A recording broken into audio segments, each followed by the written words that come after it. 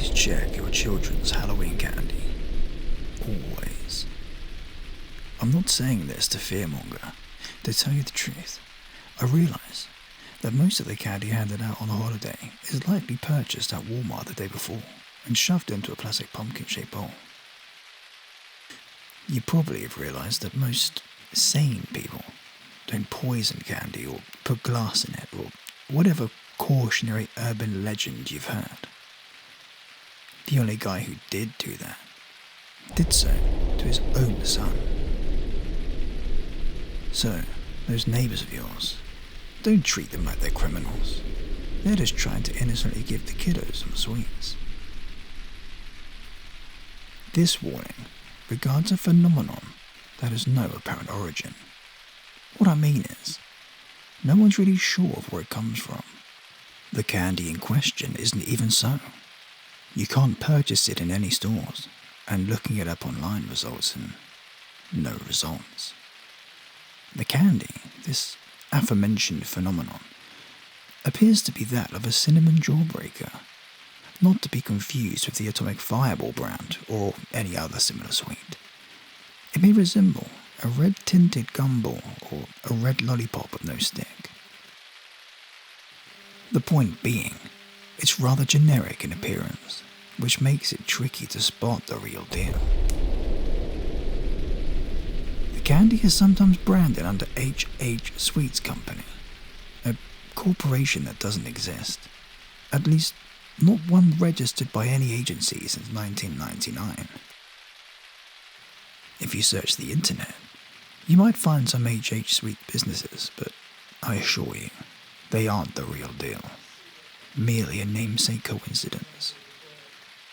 If the label carries the H.H. name, beneath it, a tagline will read something to the effect of hot as hell, sweet as heaven.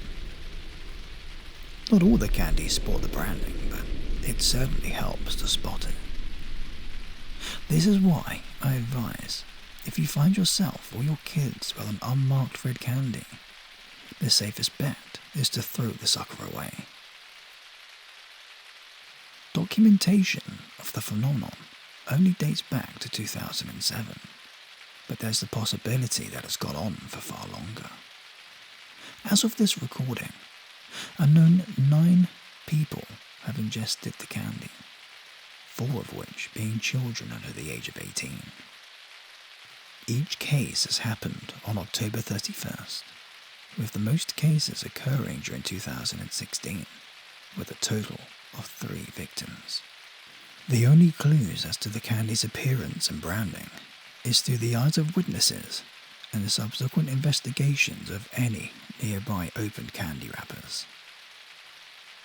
Each of the victims' corpses, aside from the heads, remain untouched.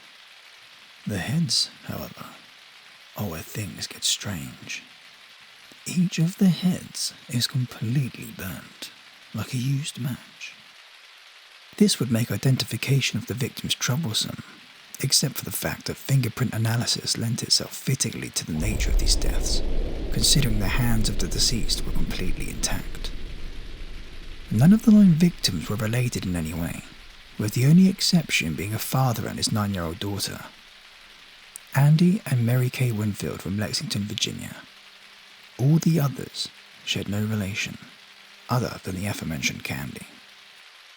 An eyewitness report from Brevard, North Carolina, documented the full story behind the mysterious death of a 12-year-old boy, Shane Davis, who died on the Halloween of 2009.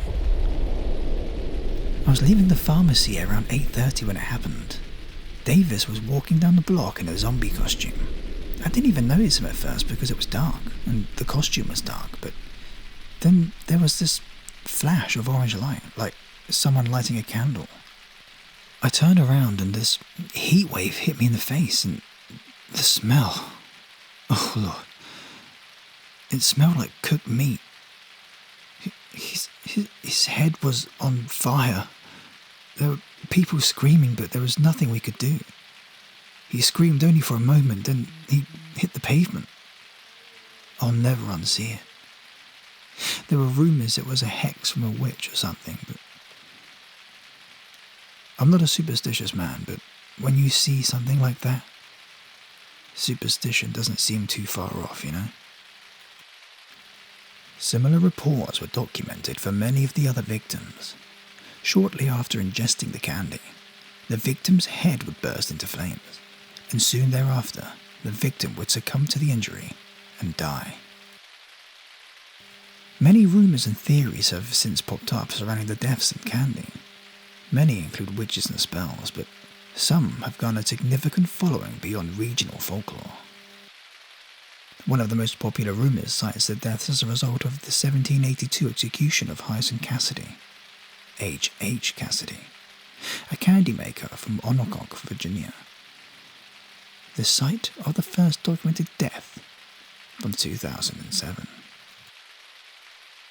Cassidy, a local candy maker, was placed on trial for the disappearances of 2 young girls from a neighbouring town. Despite having no apparent motive for abducting 2 young girls, the candy maker was charged as a reasonable suspect, having access to sweets for alluring the children. Following a local investigation, where one of the girls' bodies was discovered with candy in the pocket, Cassidy was charged with the murders and sentenced to death. Children from the town, who once loved the sweets made by the candy maker, began calling Cassidy the Witch of Onondaga, making him one of the earliest male witches of legend. Being found guilty in a hasty trial, Cassidy was sentenced to death by molten metal, a process considered barbaric, except in the case of an accused witch. Cassidy, who swore his innocence until his death, had a molten metal ball dropped into his throat. While a quick death, it was certainly not painless. The townsfolk remarked that justice was served on that day, and the body was buried in a shallow grave. Given that Andy and Mary Kay Winfield were also from Virginia, many speculated that the spirit of Cassidy returned to punish those responsible for his death, using his signature candy as a way to torment the descendants of his accusers. The name, too, H.H. Cassidy, would explain the names on the wrappers' H.H. sweets. Another popular theory is usually referred to as the jack-o'-lantern story. Based on the Irish myth, the story goes that a man known as Stingy Jack tricked the devil on multiple occasions, resulting in his banishment from hell as well as heaven, as he was a trickster at heart. The man, forced to roam the earth, lit coal within a turnip and has been using it ever since to light his eternal path. The story, clearly rooted in the Halloween tradition of carving jack-o'-lanterns, has been used to explain the candy too. Stingy Jack, as he's referred, seeks out souls to join him in his eternal punishment. The candy, which burns the heads of its consumers, turns them into a somewhat crude jack-o'-lantern. This would explain the fiery demise of the victims, as well as its connections to the celebration of Halloween. In conjunction with the Stingy Jack narrative, there are some who conclude the candy is a work of the devil himself, tormenting unsuspecting holiday celebrators with death, merely for the fun of it. A rather sick trick, yes, but then again, mischief is commonplace in the celebration of Halloween. As for this theory, the HH label would stand for Hell's Hottest, or some other variation of the hell alliteration. Despite these varying backstories to the candy, there's a far more grounded explanation that many have subscribed to.